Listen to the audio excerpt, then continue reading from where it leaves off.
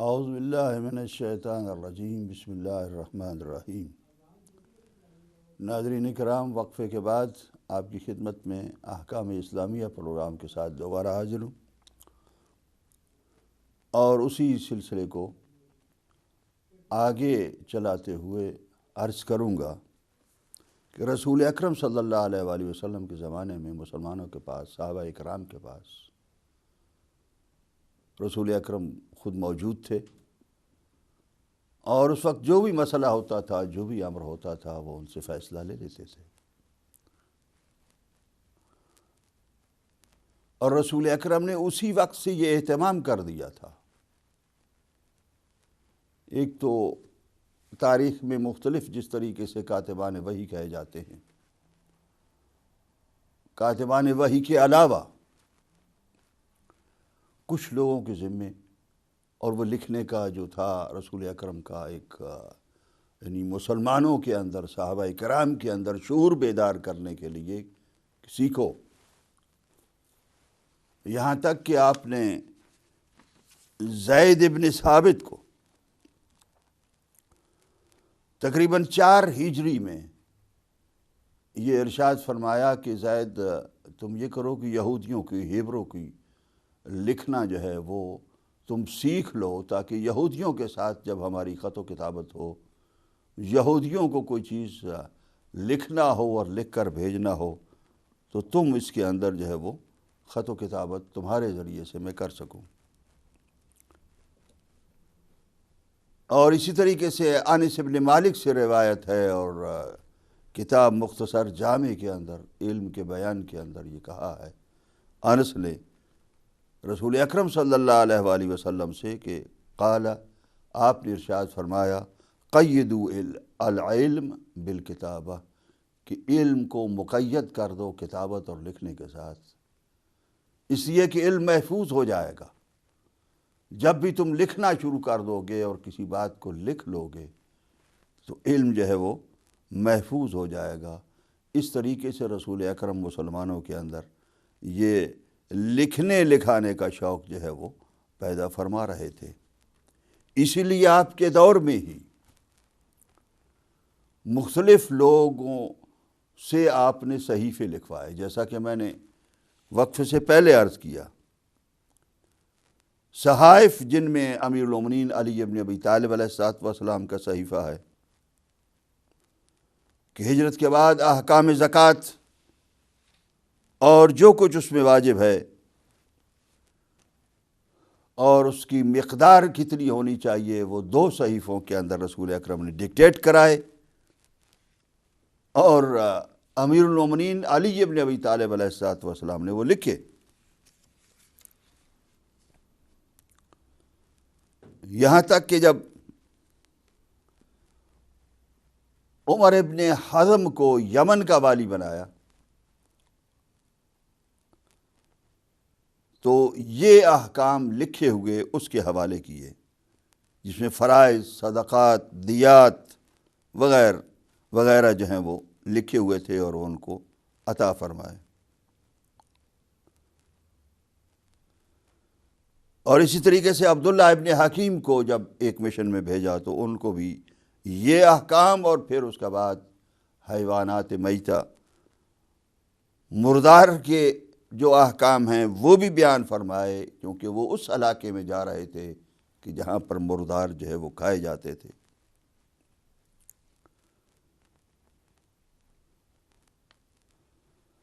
اسی طریقے سے حضرموت کے اندر جب وائل ابن حجر کو بھیجا تو ان کو بھی یہ احکام لکھے ہوئے جو ہے وہ دیے، اور انہوں نے بھی ایک صحیفہ لکھا۔ اور یہ جو صحائف تھے مختلف لوگوں نے جو لکھے تھے،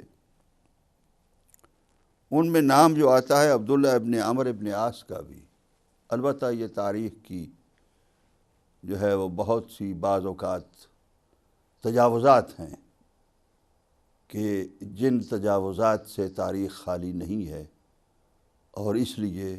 بہت ہی احتیاط سے تاریخ کا مطالعہ کرنا پڑتا ہے۔ اس لیے کہ عبداللہ ابن عمر ابن عاص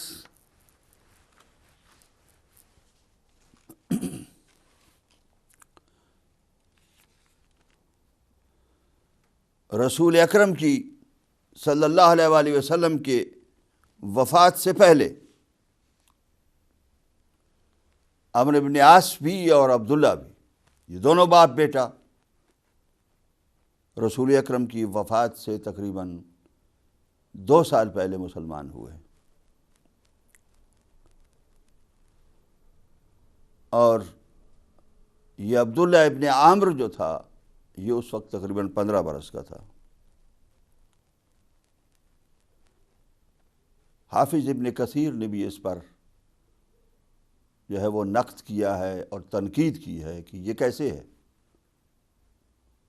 کہ عبداللہ ابن عمرو ابن عاص کو بھی صحائف کا لکھنے والا جو ہے وہ کہہ دیا ہے۔ بہرحال اور یہ تاریخی تجاوزات ہیں، اور خداوند عالم ان کو ہمیں سمجھنے کی توفیق عطا فرمائے کہ ان تجاوزات نے بہت ہی کچھ نقصان پہنچایا۔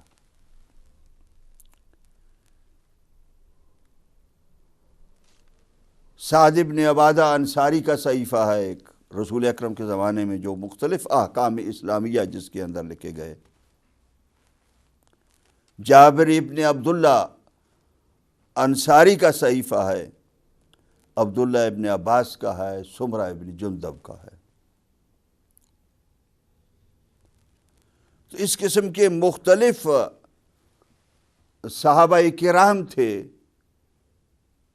کہ جو احکام اسلامیہ کو رسول اکرم کی ہدایت اور ڈکٹیشن کے مطابق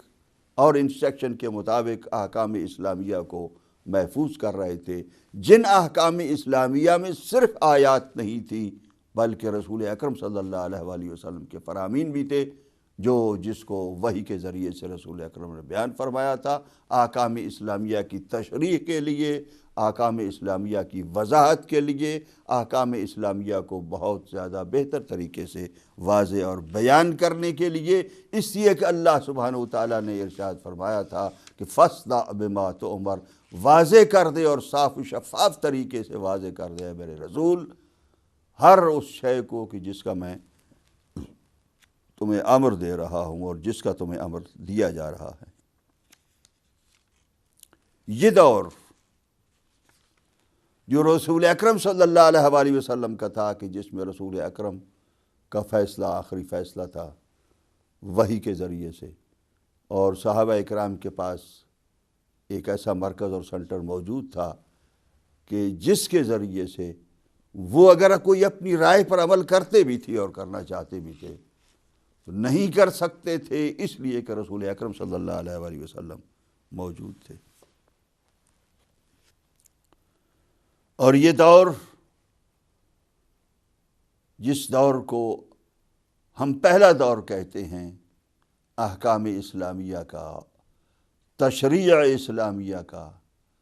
اسلام کی لیجسلیشن کا، قانون بنانے کا اور ایگزیکیوشن کا، یہ دونوں دور یہ ایک ہی وقت میں جو رسول اکرم صلی اللہ علیہ وآلہ وسلم کے دور میں ہوئے۔ یہ دور وفات سرور کائنات رسول اعظم خاتم النبیین حضرت محمد مصطفیٰ صلی اللہ علیہ وآلہ وسلم کے ساتھ، ان کی رحلت کے ساتھ ختم ہو گیا۔ پیر کے دن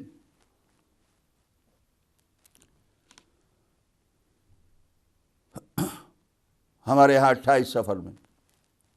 اور مسلمانوں کے ہاں 12 ربیع الاول کو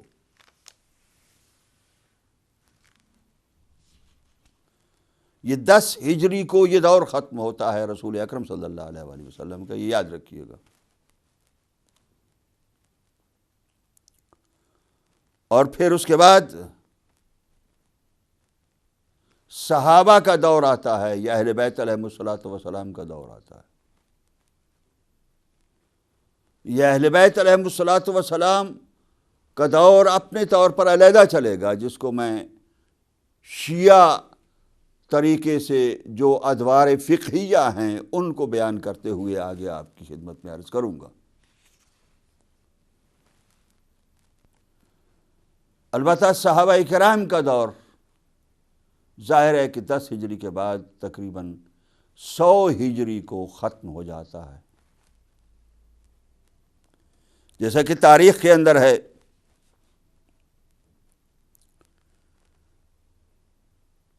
کہ آخر واحد منہم، صحابہ میں سے جو آخری تھا ابو طفیل الکنانی، ابو طفیل کنانی تھے کہ جو 100 ہجری کو جنہوں نے وفات پائی، یہ آخری صحابہ میں سے تھے. اور یہ بھی کہا گیا ہے بعض دوسری تاریخوں میں کہ سہل ساعدی تھے کہ توفی بالمدینہ وہو ابن 100 سنۃ، اور وہ تقریباً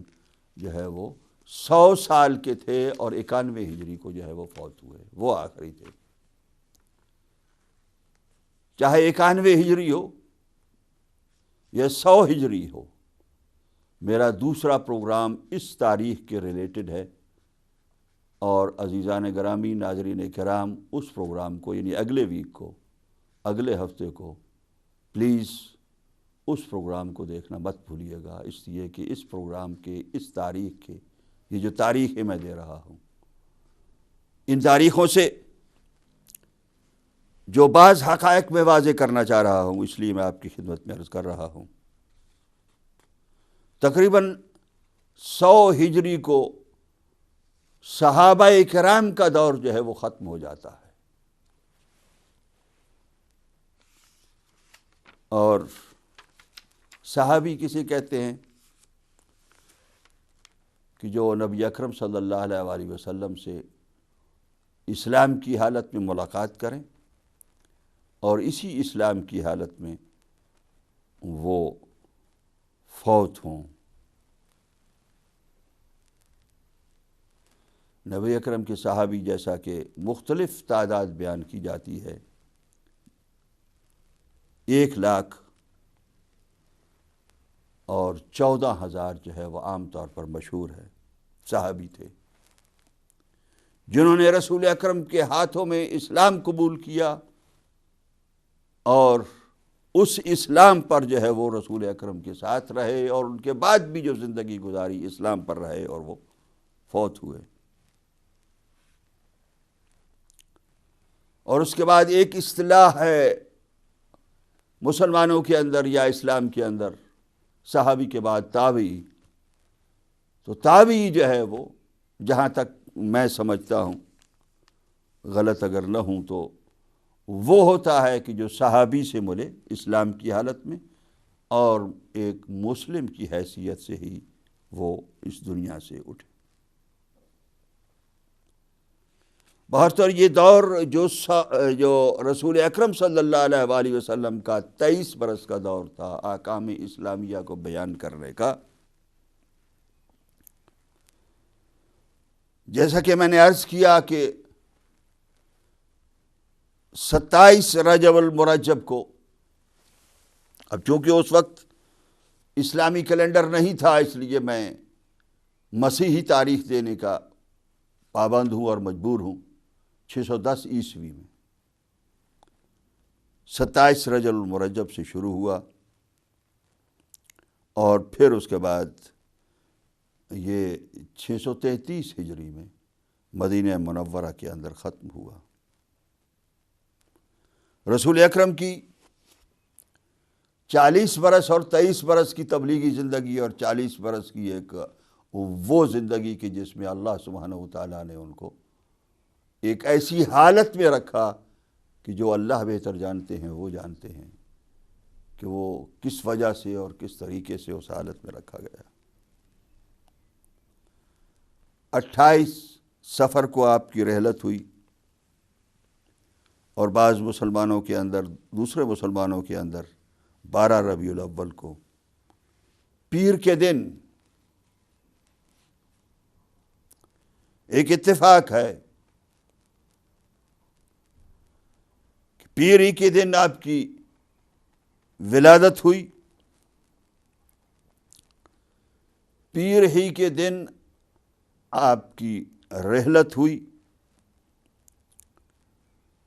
پیر ہی کے دن آپ نے ہجرت فرمائی. عن ابن عباس سے روایت ہے ان النبی صلی اللہ علیہ وآلہ وسلم کہ نبی اکرم صلی اللہ علیہ وآلہ وسلم ولد یوم الاثنین پیر کے دن آپ کی ولادت ہوئی، وَأَوْحَى إِلَيْهِ یوم الاثنین، اور اللہ سبحانہ وتعالیٰ نے ان پر وحی کی پیر کے دن، وَرَفَعَ الْحَجَرَ الْأَسْوَدَ یوم الاثنین، اور آپ نے حجر اسود کو بلند کر کے اپنے مقام پر رکھوایا، وہ بھی اثنین تھا، پیر کا دن تھا۔ وَخَرَجَ مِن مَكَّةَ إِلَى الْمَدِينَةِ یوم الاثنین، یہ اتفاق ہے یا اللہ سبحانہ وتعالیٰ کا انتظام ہے۔ ابن عباس یہ کہتے ہیں کہ مکے سے مدینے جب نکلے تو وہ بھی پیر کے دن تھا، اور جب مدینے میں پہنچے تو وہ بھی پیر کا دن تھا، اور جس دن آپ کی وفات ہوئی اور رحلت ہوئی وہ قبض یوم الاثنین، اور یوم الاثنین ہی میں آپ کی رحلت ہوئی۔ اب یہ رحلت رسول اکرم صلی اللہ علیہ وآلہ وسلم کی ہو گئی۔ وہ جو میں نے عرض کیا تھا آپ کی خدمت میں کہ کتابت پر رسول اکرم صلی اللہ علیہ وآلہ وسلم نے لکھنے لکھانے پر بہت ہی زور دیا تھا، اسی لیے جو قیدی بھی لائے گئے تو مسلمانوں پر لکھنے لکھانے کے لیے ان کو سکھانے پر لگا دیا گیا تھا، یہاں تک کہ اب ایک کاتب اور ایک منشی ہر خلیفہ کے پاس تھا۔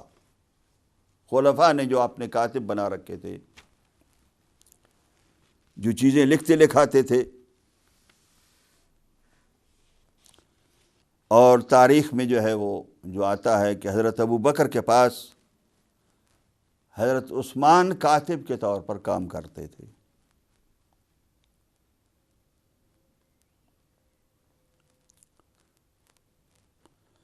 اور اسی طریقے سے حضرت عمر نے اپنا کاتب حضرت زید بن ثابت کو بنایا، اسی طریقے سے حضرت عثمان نے اپنا کاتب مروان ابن حکم کو بنایا تھا۔ ایک تاریخی حقائق ہیں کہ جو چاہتا ہوں کہ آپ کے ساتھ شیئر کرتا جاؤں۔ اور علی ابن ابی طالب علیہ السلام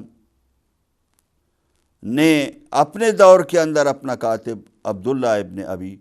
رافع کو بنایا کہ جو رسول اکرم صلی اللہ علیہ وآلہ وسلم کے غلام تھے۔ بہرطور یہ رسول اکرم صلی اللہ علیہ وآلہ وسلم کا دور جو ہے وہ نکلا، اور رسول اکرم کے دور سے صحابہ کرام محروم ہوئے، لیکن اس محرومی کے بعد رسول اکرم کے ساتھ جو خلوص تھا، جو اسلام کے ساتھ رسول اکرم کے زمانے میں خلوص تھا اور محبت تھی، جو عقیدت تھی، اس عقیدت میں، اس محبت میں، اس خلوص میں دنیا کی چکا چوند نے فرق پیدا کر دیا، اور پھر وہ خلوص نہ رہا۔ اسی وجہ سے رسول اکرم کی آنکھ بند ہوئی، اور ایک سلسلہ دوسرا قیادت کا اور رہبری کا، امت کی رہنمائی کا چلا دیا گیا کہ جو حقیقت کے خلاف تھا۔ پھر احکام اسلامیہ کو ہی میں لوں گا۔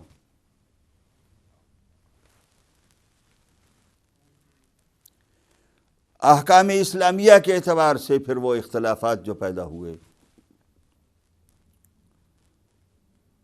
بعض لوگوں نے یہ توجیہ کی ہے کہ یہ جو کہا جاتا ہے کہ رسول اکرم کبھی اپنی رائے سے بھی حکم دیتے تھے یا کبھی کبھار صحابہ سے مشورہ کر لیتے تھے، تو یہ صرف اس کے بعد کے دور میں جو غلطیاں ہوئی ہیں ان غلطیوں پر پردہ ڈالنے کے لیے کیا جاتا ہے، ورنہ وہ جانتے ہیں اور اسی لیے قیاس اور استحسان جیسی اصطلاح کو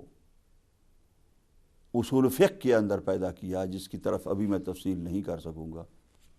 بعد میں کوئی موقع ہوا تو انشاءاللہ میں عرض کروں گا کہ جس قیاس اور استحسان کی اصطلاح کے ذریعے سے وہی کہ جو خامیاں اور غلطیاں تھیں جو بعد بھی کیا گیا، وہ اس دور میں نہیں کیا گیا تھا، قیاس اور استحسان کو ایک قاعدہ، اصولی قاعدہ بنا کر جو پیش کیا گیا، اس کے اندر بنیادی غلطیاں ہیں، اور اگر عام فہم انسان ہو تو میں انشاءاللہ آپ کے سامنے رکھوں گا کسی موقع پر، آپ خود اس کا فیصلہ کیجئے کہ کیا یہ ایک دلیل کے لیے، یہ قاعدہ، ایک فارمولہ احکام اسلامیہ کے لیے بن سکتا ہے قیاس اور استحسان، یا نہیں بن سکتا۔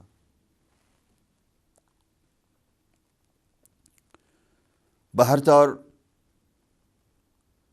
رسول اکرم کا زمانہ ختم ہونے کے بعد جو تبدیلیاں ہوئیں، ان تبدیلیوں کی مین وجہ یہ ہے کہ مسلمانوں نے اللہ سبحانہ وتعالیٰ کا جو بتایا ہوا راستہ تھا، اس بتائے ہوئے راستے کو چھوڑ دیا۔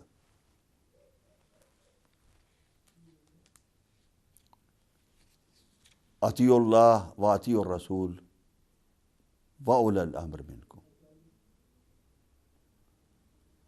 اللہ سبحانہ وتعالیٰ کی اطاعت، جو قرآن کے اندر واضح حکم ہے، اللہ سبحانہ وتعالیٰ کے رسول کی اطاعت، اور اس کے بعد اولو الامر کی اطاعت کہ جو تمہیں میں سے ہوگا۔ جب رسول کو بھی مبعوث فرمایا تو والذی بعث فی الامیین رسولا منہم،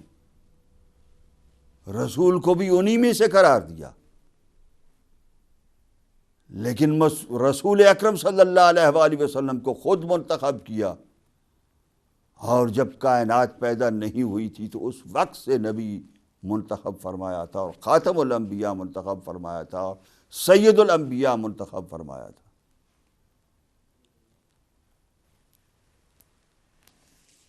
اسی طریقے سے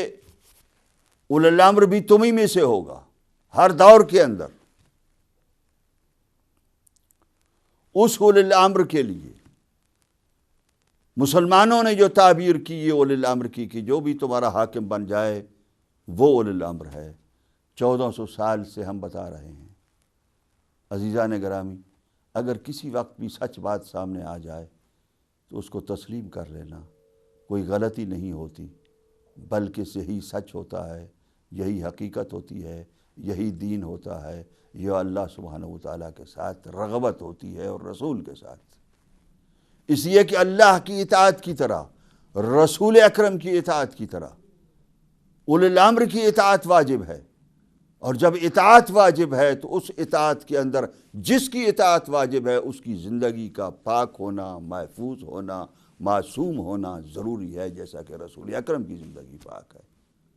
وہ ویسا ہی معصوم ہونا چاہیے جیسے رسول اکرم ہے۔ کوئی نئی بات نہیں کر رہا ہوں، 1400 سال سے یہ بات کی جا رہی، لیکن مسلمانوں کی ذہن میں یہ بات نہیں آتی۔ کاش کہ ہم سوچتے اور اللہ سبحانہ وتعالیٰ سے دعا مانگتے ہیں، اللہ سبحانہ وتعالیٰ ہمیں احکام اسلامیہ کو سمجھنے کے لیے، میں اگلے پروگرام میں اس کے مزید جو ہے وضاحت کروں گا، اور تاریخ بھی نیکسٹ دور جو ہے، نیا زمانہ، دوسرا زمانہ جو ہے فقہ کا، احکام اسلامیہ کا آپ کی خدمت میں عرض کروں گا۔ آج وقت ختم ہو رہا ہے، خداوند عالم سے دعا مانگتے ہیں کہ اللہ اے ہمارے کریم رب، ہمیں احکام اسلامیہ کو صحیح معنوں میں اور ان لوگوں سے سمجھنے کی توفیق عطا فرما کہ جو ہمیں رسول اکرم نے جو بیان فرمائے ہیں انہی احکام کو ہم تک پہنچائیں۔ ربنا تقبل منا انک انت السمیع العلیم۔